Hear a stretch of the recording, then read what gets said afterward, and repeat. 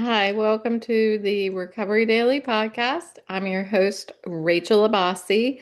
I'm a grateful recovering alcoholic and stroke survivor. And today I wanted to talk about going to meetings, going to particularly AA meetings, but excuse me, I just had cookies. And so I was going to apologize if I have cookies in my teeth, but we're going to move on. Um, I think that this can be applied across the board to any type of recovery. Because what I found, like when I first got sober and I started to go to meetings, I didn't really know what to do. I didn't know which one to go to. I didn't even know, like, if you looked it up online, I didn't know what open meetings and closed meetings meant. Um, I didn't know what a sponsor meant or a home group meant. And I just was so lost. All I knew was that Alcoholics Anonymous was a group that helps people if they can't stop drinking. I didn't even think that my problem was that I needed to stop drinking. I thought it was that I needed to control my drinking. And those are two very different things. And I tried to control my drinking. I tried a lot of different things, but none of it worked until I actually stopped drinking.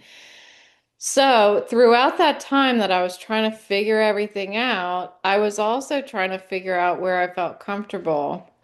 So, during this time, I was driving from Charlestown, West Virginia to Herndon, Virginia for work. So during rush hour every day, it was an hour and a half each way. Um, and I also like, we'll just ignore the fact that I've had podcasts about the time when I was going to IOP, the outpatient program, and going to meetings and all of that stuff. That was a 10-week period of time that I honestly was maximizing the amount of recovery that I could fit into a day and still get sleep. But that only lasted for 10 weeks, gratefully. So outside of that time, then I had to figure out, well, now that I'm, going to work at, I don't know, I'm leaving at 6:45. Usually I was late, so I left at 7. I didn't have time to go in the morning for sure. And I was driving, I guess, yeah, my kids were older then, so it was just me in the car. Um, and do I want to go to a meeting at lunchtime at work in Herndon, or do I want to go to a meeting after work? And I could go to Herndon, Charlestown, or anywhere in between. And I did all of it. I tried a meeting in Herndon at a church. It was right around the corner from my work. And so I went over there at lunchtime. And it was, I don't know, like we met in a big room. We had to get our own chairs from they're stacked by the wall. So we had to grab our chair, and the chairs were put in a circle in this big, like, church room. And they didn't turn the lights on. It was really like dim in there. It was to the point where it was pretty dark in there. So I guess that's just what they do. I don't know. And then as we read from the big book, I remember that, and I was scared to death. I didn't know, was I supposed to read also? Like, I didn't have a big book, so I didn't know anything. I was so scared and uncomfortable. And then after we read, people were sharing. We were going around the room sharing, and I don't even know that I had gotten to the point where I was saying and I was an alcoholic. I think I may have just been saying that I was Rachel and that I was new or something like that. But I remember at that particular meeting, there was a guy there and he like was an angry soul. He was very angry person and he just was kind of rude when he was sharing about how he disagreed with what was in the reading or something like that. And I was just like, all right, settle down, guy. Like I was totally, that made it even worse. So I never went back to that one. I went to a another one in Herndon at another church, and I went in there, and there was probably about five of us. And same thing, you grab your chair, but this time we were in like the preschool room. So the chair that we were grabbing was like a preschool chair. Like we all sat in preschool chairs. I don't know. And it was kind of small for my liking. It was just because I was new, I didn't want that kind of attention. Um, I don't recall us reading any literature. I just recall us sharing, like people were sharing their stories, their experiences. And I felt all right there. Like people were friendly. People were not necessarily like, I don't know, overly welcoming, I would say. But it was okay, I guess, because I didn't even want that kind of attention anyway, so I thought. And so I tried some other meetings in Herndon, and they were all just a little bit different from each other. There was one that I went to, and it was just me and a guy, and that was super uncomfortable. I didn't want to do that, but we sat there for probably a half an hour and we just talked. And it was very good. Whatever happened in my early recovery led me to where I am today, 9 years sober. So I'm grateful for every taste of AA that I got early on, and I'm really happy that I had the courage to do some AA meeting hopping and figure out which one was most comfortable for me. I tried some meetings in Ashburn, which is about, it's on the way. It's on the way home. So I tried those. They were very welcoming and much bigger. Like the meeting was much bigger. Um, but I only went once to that. Everybody was very talkative and it almost felt a bit overwhelming. It felt like they were a little too happy for me. Isn't that weird? Um, they were a little too cliquey. Like I noticed like all the women were over here and they didn't really like invite me in to talk. Like they were all talking to each other and I was sitting by myself and there was no like, hi, what's your name? But they were welcoming enough like when the meeting started, they acknowledged that I was new.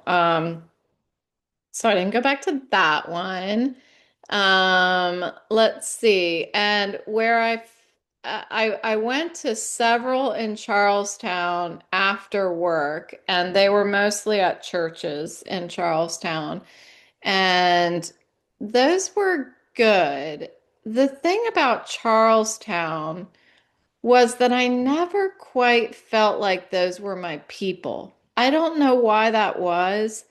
But I imagine it's because I was in a career, I was commuting a really far distance, and I had two kids, and the stage that I was in my life was very different than everybody else in the room. So there was a lot of retired people. There were people that didn't have a job. There was people who lost their job. Um, People who lost their license. Like, I mean, every AA that you go to, there's lots of different stories, lots of different people. But it just didn't feel like it was my people. And I went for a really long time, and it's not that I didn't like them. They were all nice people. It just didn't feel like my family. And if any of you from Charlestown are listening, I apologize for that. But I'm just being honest, like it just didn't feel like my people. But when I went to Club 12 in Leesburg, Virginia, that was my people. And I don't know if it's because I grew up in Leesburg, but everybody at the meeting was just like me. Everybody, they were all in careers. I went to one called the commuter group. So we were all coming home from work, and we all had marriages or failed marriages, or we were able to relate on the level of what did our alcoholism do to our relationships, and yeah, children and all of that stuff.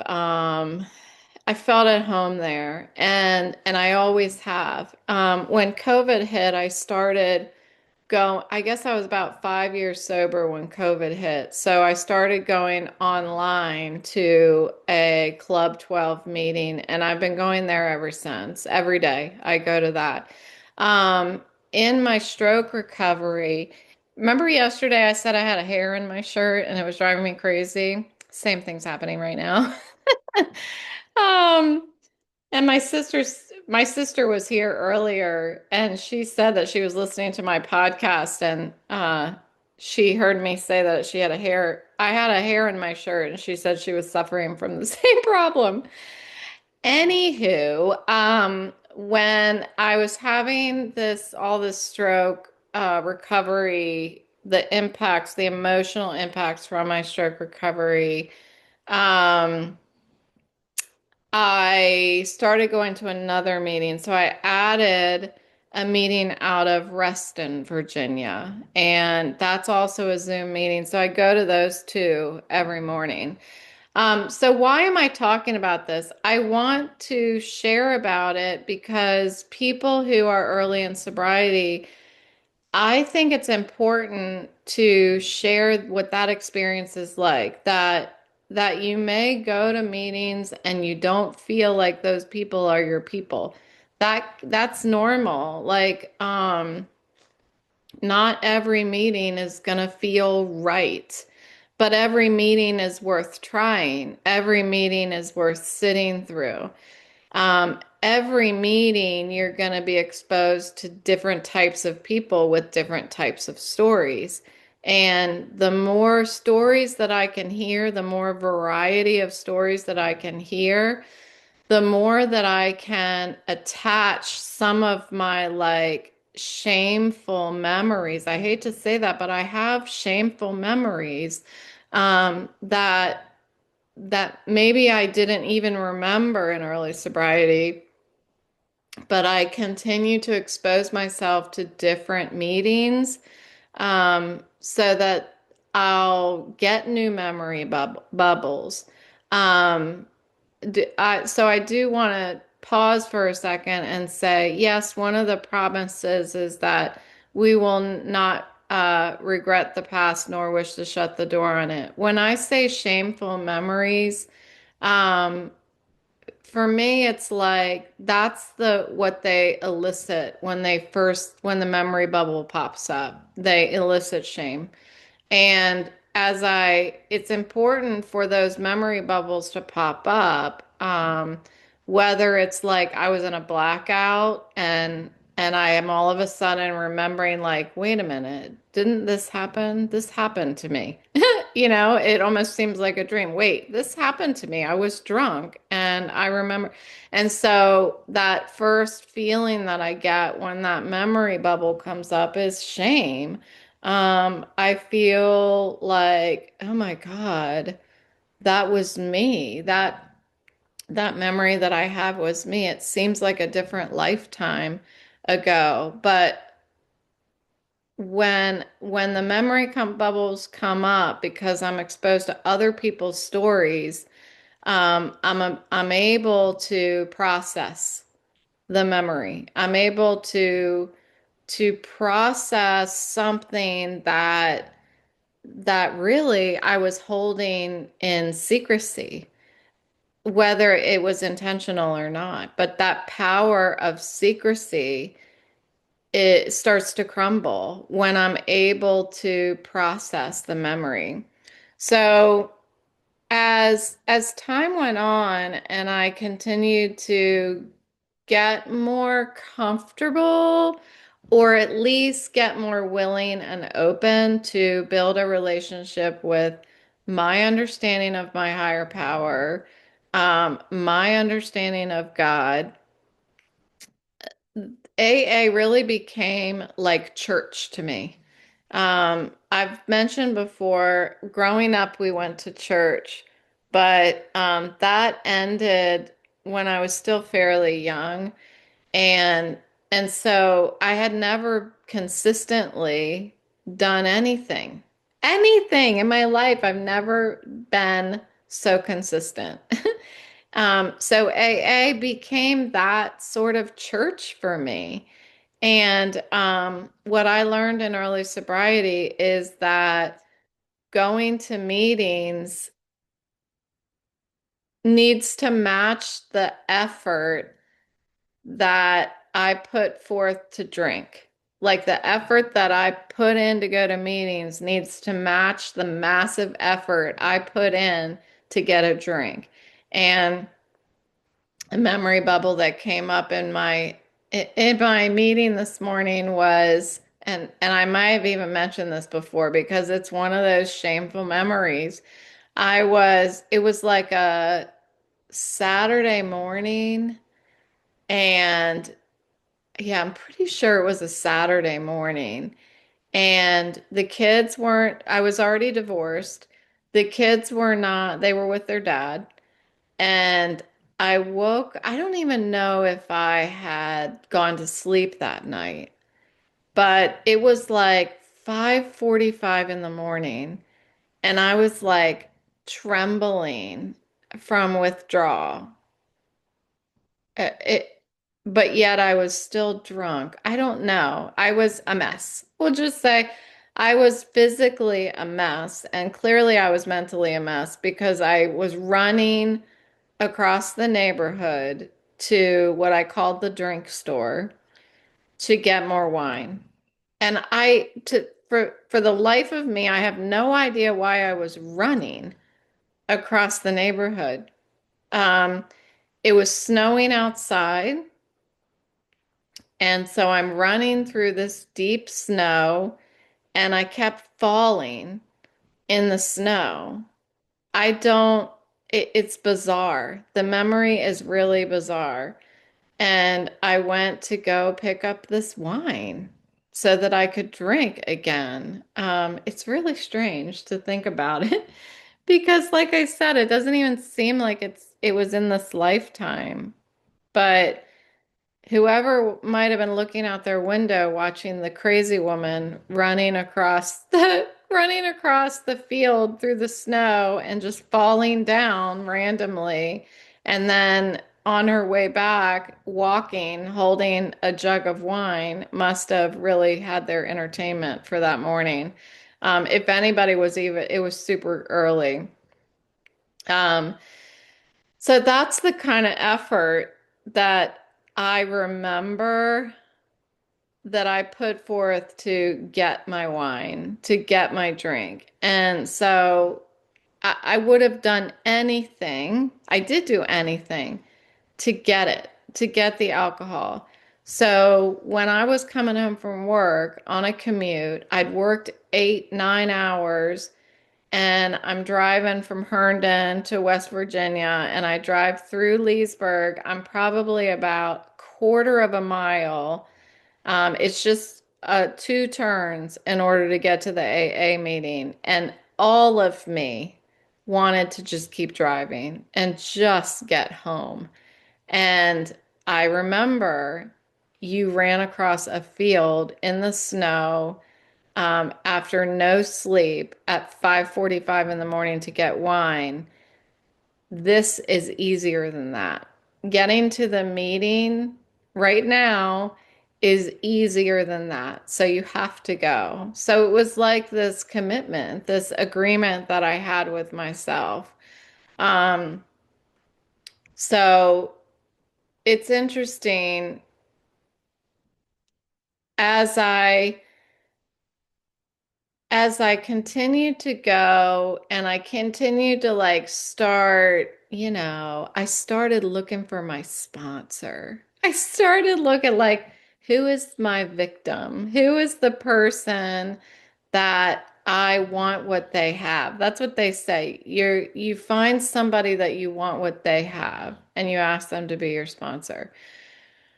Well, I can't say. I would be lying if I say I looked around the room and I'm like, I want what she has. That didn't happen for me.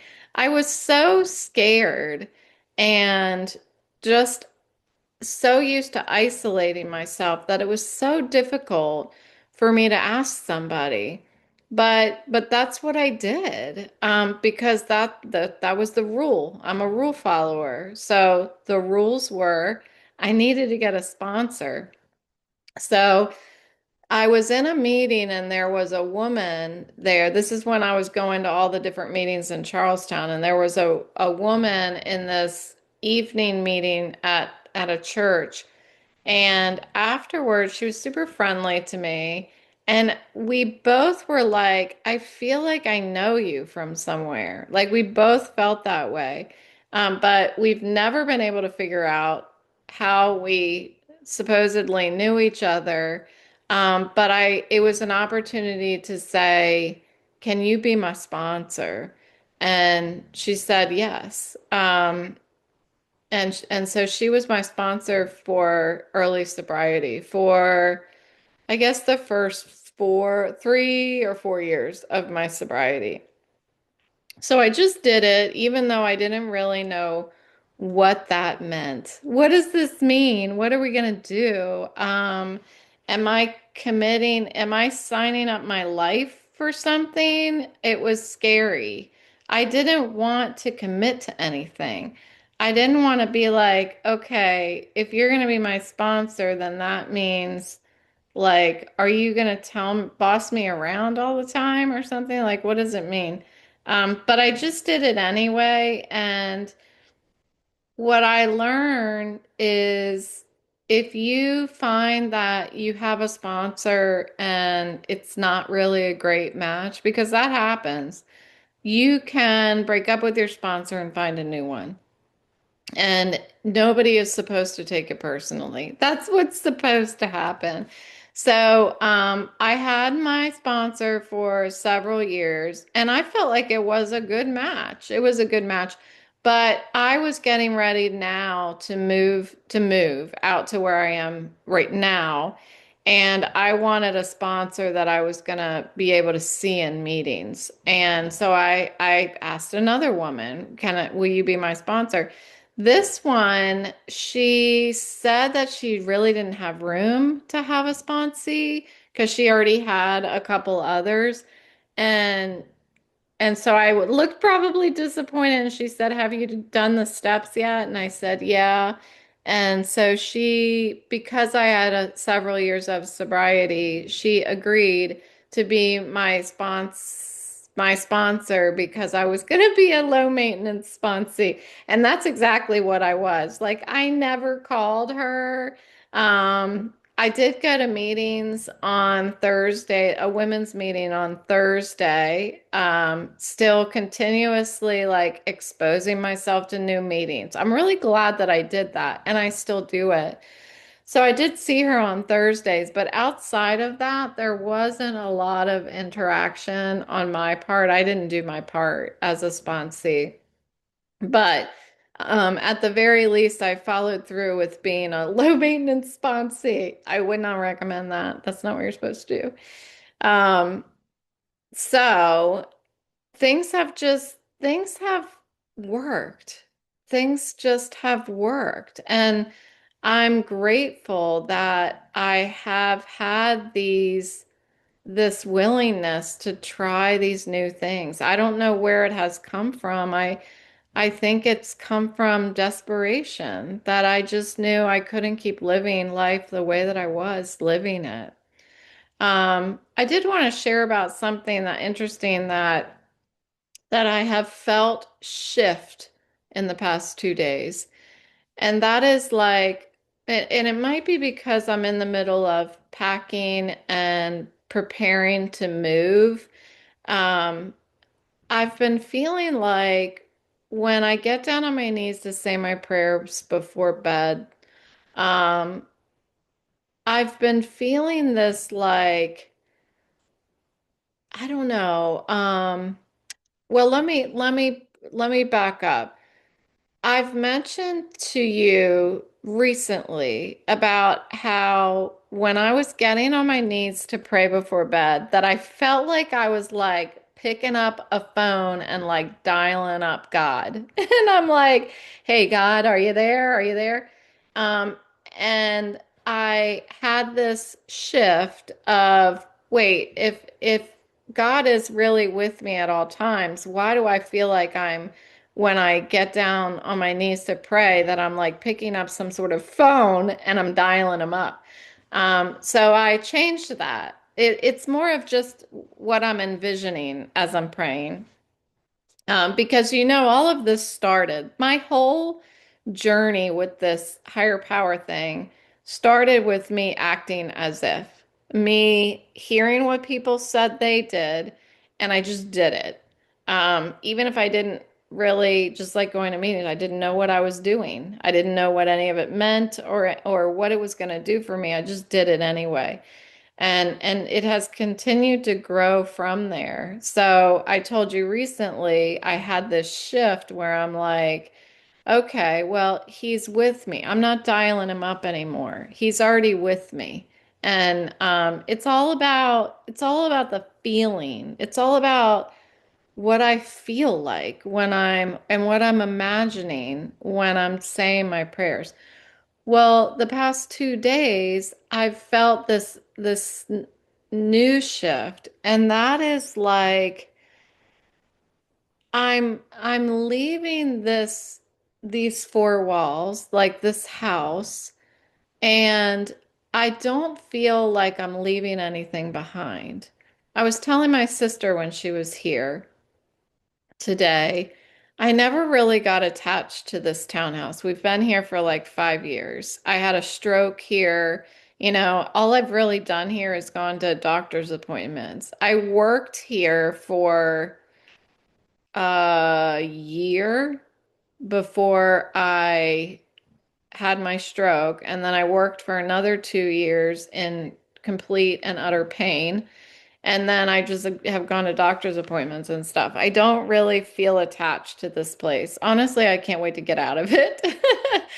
Um, but I've been feeling like when I get down on my knees to pray at night, I feel like there's this home that is inside of me that moment has become so dear to me right before I go to bed. It's like for that moment in time when the lights are dim, the dogs are snoring, and I'm just getting ready to tuck myself into bed. And I get down on my knees and I close my eyes and I picture my kids. That's the first thing that I do. I picture my kids. And and I thank God for the kids and for the love that we have. And that's home. And that I can take with me everywhere I go. It's like when I start with um be I'm grateful for my sobriety, like that's how that's what I follow up with after I'm grateful for my kids and the love that we have. The next thing is my sobriety. And I have been I've been I've had a healthy fear of, right? Is that good? A healthy fear of when we move and I'm around alcohol more often. I don't think it's going to be a lot, but I think it's just going to be more often. That's what I think is going to happen. And I have a healthy fear of that. I'm recognizing that it's probably going to happen, and I'm feeling like as soon as my mind starts thinking, well, what if I don't even finish the thoughts? I don't even finish the what if because I immediately fast forward to sobriety. Like my brain goes, no, there is no what if. Sobriety is your safe place. It's no longer where I am. It's no longer the four walls around me that is home for me. Sobriety is home and it's inside me. My spiritual condition is home for me. Um, Going from acting as if to feeling like my spirituality is home is is an amazing transformation. Amazing. Um, it's fascinating that all I've done is taken the suggestions that were given to me in the program.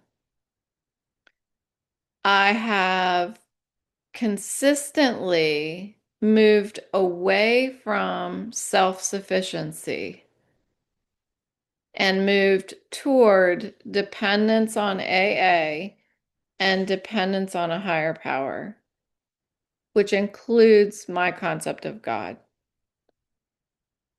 And to some, those two things are one and the same. But having that dependence on AA and a higher power gives me so much inner independence, inner freedom, self-sufficiency that I was depending on forever for the first half of my life was simply resistance.